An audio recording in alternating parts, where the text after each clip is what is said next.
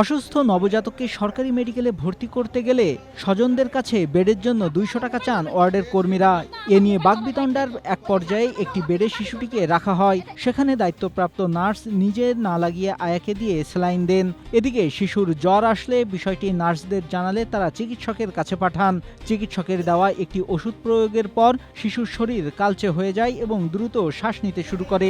এ সময় বারবার চিকিৎসকদের ডাকলেও কেউ আসেননি বলে অভিযোগ করেন স্বজনরা।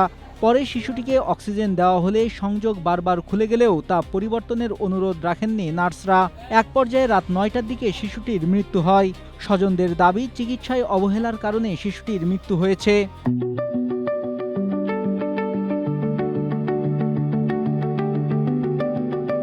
বুধবার কুমিল্লা মেডিকেল কলেজ হাসপাতালে এ ঘটনা ঘটে। এ বিষয়ে জানতে কুমিল্লা মেডিকেল কলেজ হাসপাতালের ভারপ্রাপ্ত পরিচালক ডাক্তার শাহজাহানের মুঠোফোনে একাধিকবার কল করা হলেও তিনি ফোন রিসিভ করেননি।